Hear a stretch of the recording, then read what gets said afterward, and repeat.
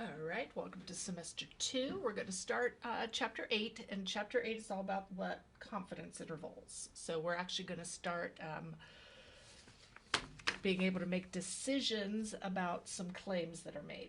So the basics is section 1. So in chapter 7, we pretended that we knew the parameter, for example, mu or p, the proportion, and asked about possible values of x bars. So now we don't ever really know the parameter. That's what we use statistics for. We use it to estimate it. So we know x bar or p hat. We will use that to find possible values of mu. So a point estimate is a single best guess for the value of our parameter, whether it be mu or p for proportion. So it's called a point estimate.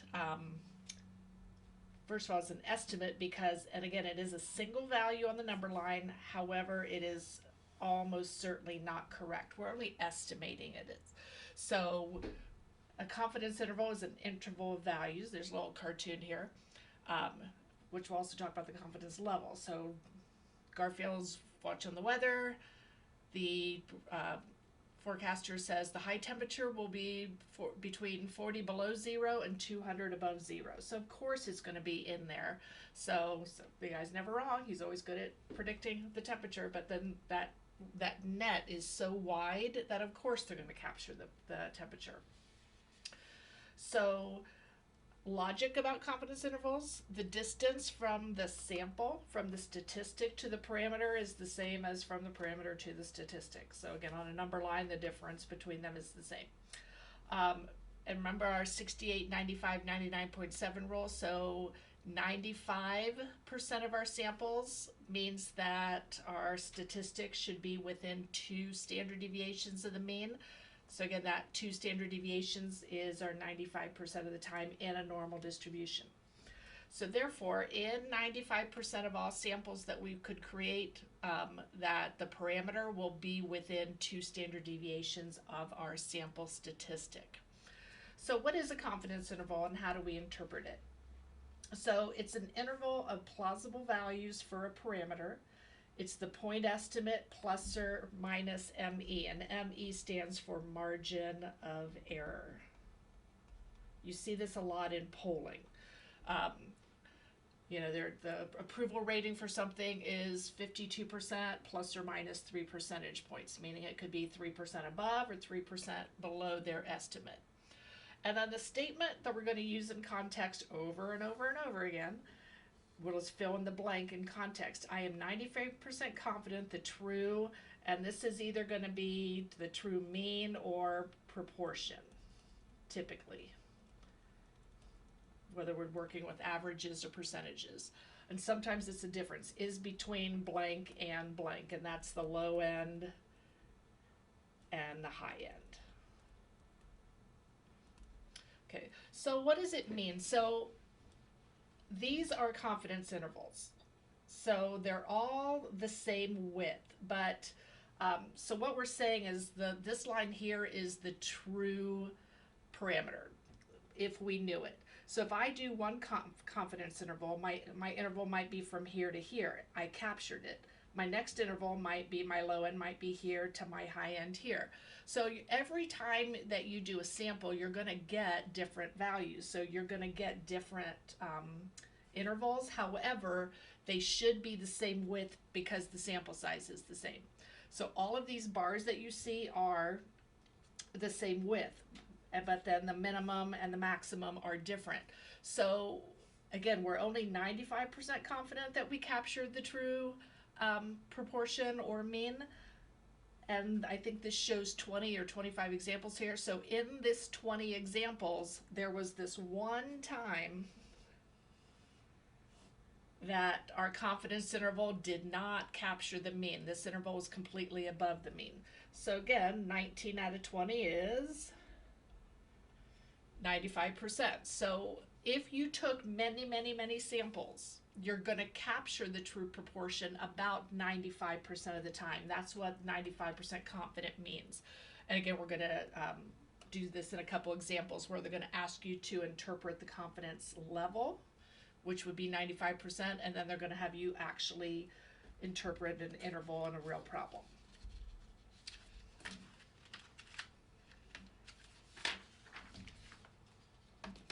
So our first little example here is, according to a Gallup poll published in January 9th of 2013, a 95% confidence interval for the true proportion of, again, they use true instead of population, but you do need to include that word. That true means we're talking about the parameter, not the statistic. Who support the death penalty is 63% plus or minus 4%. So again, this is your point estimate plus or minus the margin of error. This estimate was based on a random sample of over 1,000 American adults. Interpret in context. So here is our statement. I am 95% confident. And I'm just going to write the statement over again. This is not creative writing. It's just rewriting what's already written down. I'm 95% confident the true proportion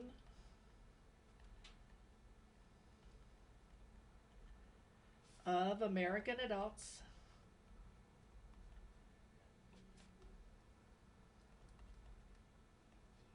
who support the death penalty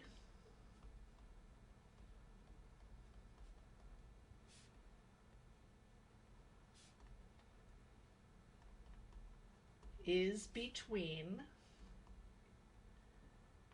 and I'm going to do the 63 minus 4, which is 59%,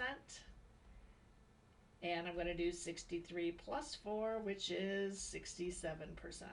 So there's my statement. I am 95% confident the true proportion of American adults who support the death penalty is between 59% and 67%. That's interpreting it in context. If you just say I'm 95% confident the true proportion is between this and this, I have no idea what it's about, because I always answer questions like this is all I get to read, that I don't get this information up here. So what is the margin of error? It is something that is added and subtracted from the point estimate to create the interval with a desired level of confidence. So in the previous example we just did, that means we expect the sample proportion to be within 4% of the true proportion in 95% of the samples. Again, there's always going to be an odd sample here and there that gives us something that does not capture the true parameter. But we are pretty sure that we did capture it. That's pretty confident. Okay, so to account, and then why do we include the margin of error? That is our sampling variability. Again, different samples will give us different estimates. It doesn't mean there's bias, it just means it's a different sample. And then it increases our chance of being correct. So how do you interpret a confidence level? And we're going to do that in words down here. We're going to do that right here in part A. But if you want to play around with confidence intervals, there is an app to go to, that Rossmann Chance, and you can see the different confidence intervals created and then how many times it did capture. And if you do it enough times, if you put it as a 95% confident, if you do 100 trials, you should capture it about 95% of the time. Then you can play around with it. You can change it to 90% confident, 99% confident. But in our class, again, we're only going to get one interval. We're not going to go and do 20 intervals. So in real life, we really only get one interval. And again, here's the statement right here. If we were to take many, many samples and calculate many, many intervals, about 95% of the intervals will capture the true, and then again in context. So this can be done before the interval is calculated. It's about the method.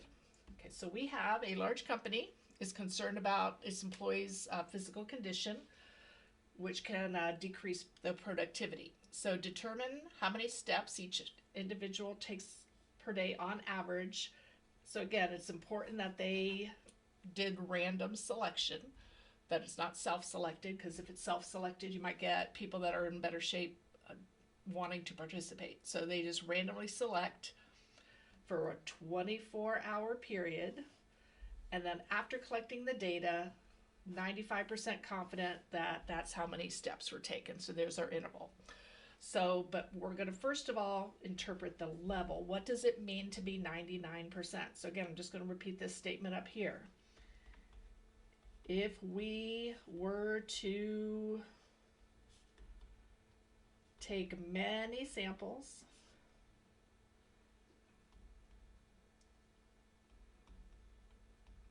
of size 50, I want to do the context of the problem. If we were to take many samples of size 50 and create many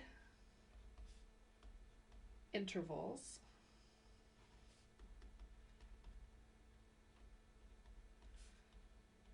we would expect to capture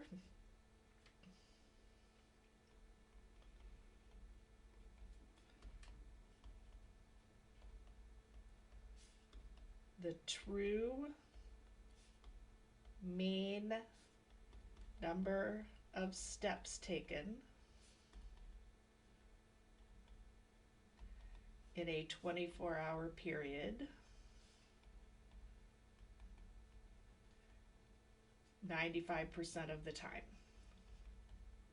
Notice it's not a probability. I do not have a 95% chance of capturing the proportion because I either captured it or I didn't. So a lot of people lose points on that. They write it as if it was a probability, a chance that it will happen. It just means if you took hundreds and hundreds of confidence intervals, created them, you would only capture the true mean number of steps taken in about 95% of those intervals. So that's doing the level again in context, interpreting the confidence interval. So then I'm going to write a statement including those steps. So again, I say I am 95% confident the true mean number of steps taken by an employee in a 24-hour period. Again, that's important to say because it's like, is it for 8 hours? Is it for a week? Is between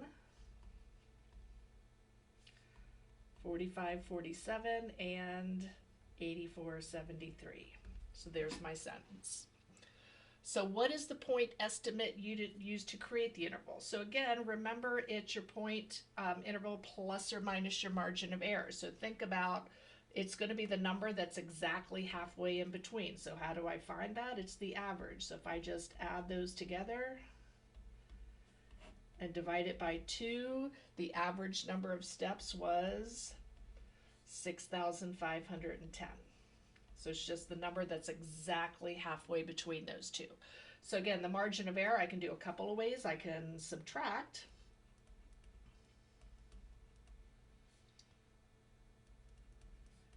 And divide by 2, which gives us a margin of error of almost 2,000 steps. Or I could have just done I could have taken the high end, 8473, and subtracted the middle, the 6510, or I could have done 6510 minus the low end. Because again, it's the distance from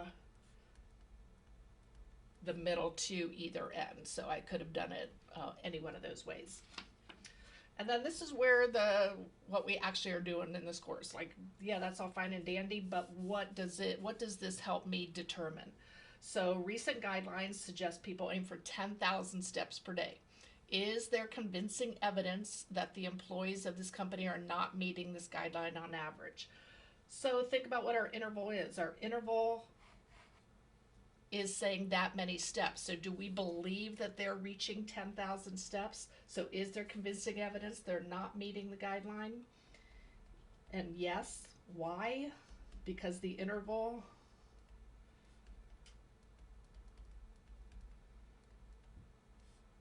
was below 10,000 steps. In other words, our max was only 8473 steps. So well below 10,000. So it's, again, you want to use your interval to answer this evidence. Is there evidence? Use your interval to answer the question.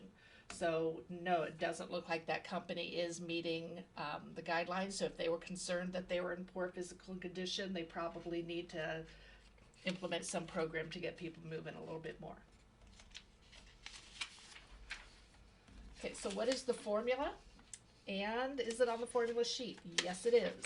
So the formula is, and again, it's in words because the statistic could be an X bar, it could be a P hat.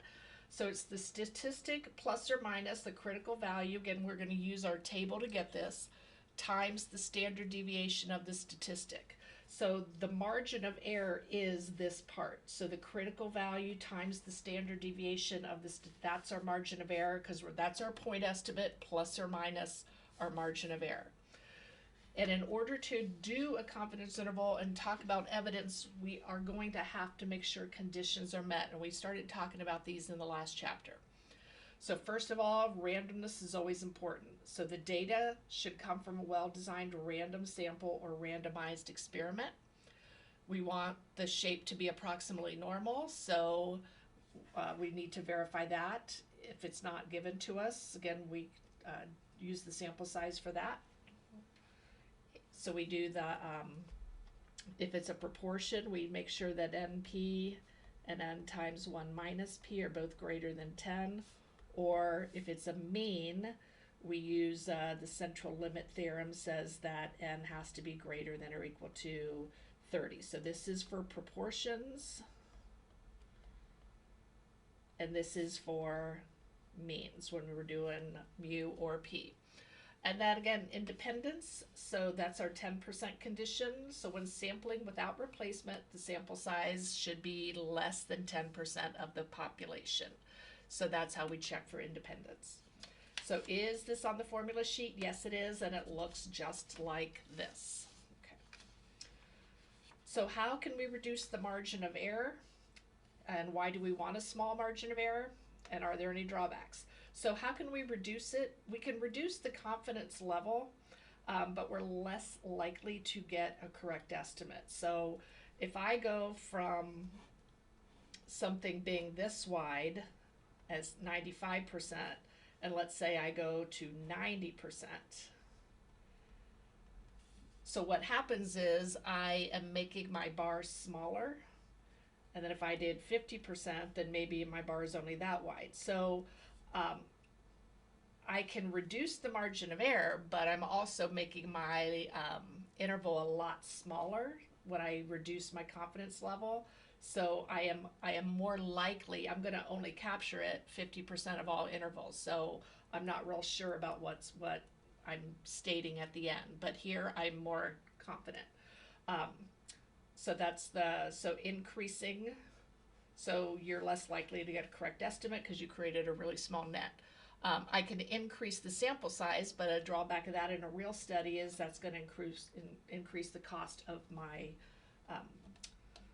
study.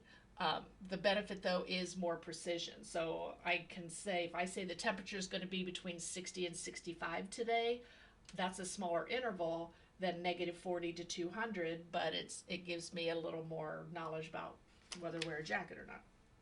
Okay. So two important things to remember when constructing and interpreting: that our data comes from, there's the randomness, a simple random sample from our population of interest, and that the margin of error covers only chance variation due to the random in sampling or random assignment. Undercoverage and non-response are not reasons for margin of error. It's just due to the randomness of the sample that we get from sample to sample. Okay, let's do one last example. So in 2009, researchers asked a random sample of US teens and adults if they use social networking sites. So 73% said yes, and 47% of adults said yes. A 90% confidence interval for the true difference in the proportion who would say yes is between that, and that. So again, those are proportions. You could change that to 22.9%, 29.1%. But this is now a difference in the proportion. So I want to make sure I write that out. So again, interpreting the level. So if we were to take many samples,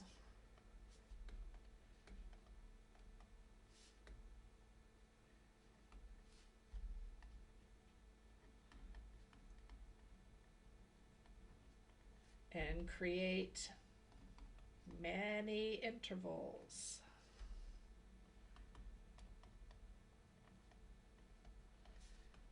we would capture the true difference in the proportion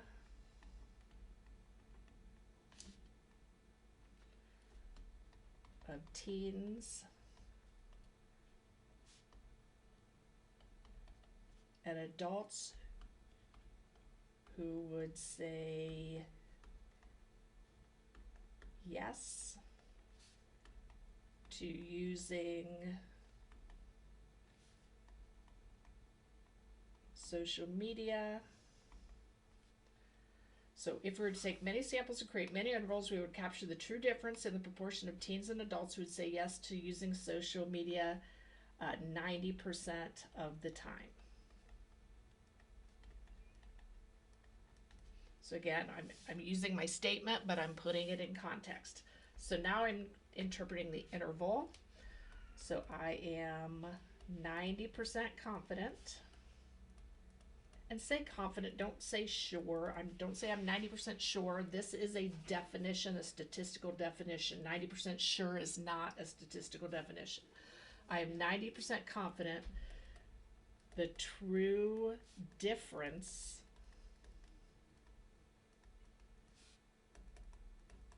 in the proportion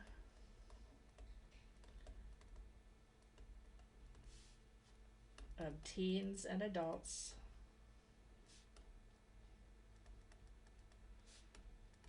who would say yes to using social media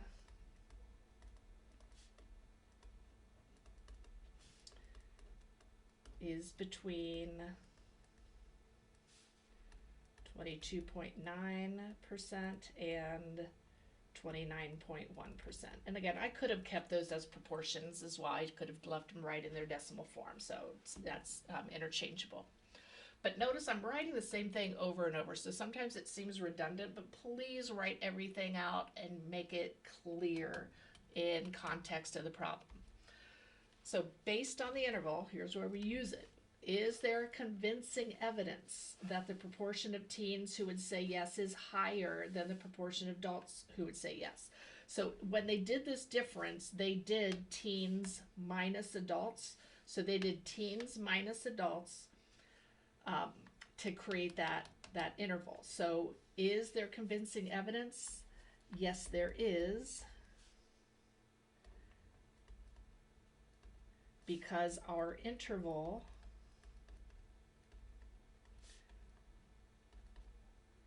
contains only positive values.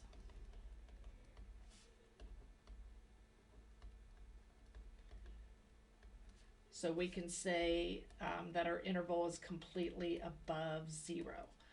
So what does that mean? It means the difference is always positive. So if the difference is always positive, then that means that when we subtract and get a positive number, that the teens minus adults is always positive. So in other words, a negative proportion would have meant that more adults used the social media or said yes to using social media. So a negative proportion would have been meant the adult number was bigger. So that didn't happen here. So it's really just about this. If you just said that and left it at that, you'd be good. But this is giving a little more information. So how would the interval be affected if we went from to 99% instead of 90%. So I am more confident. So how do I become more confident? So again, it just means I did a wider net. So if I'm more confident, it just gives me more room to capture it. So how would the interval be affected? It would be wider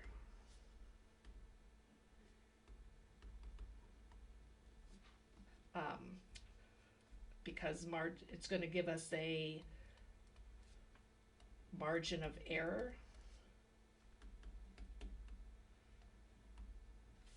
So how is it going to be affected? It's going to be wider because our margin of error is larger, but we will lose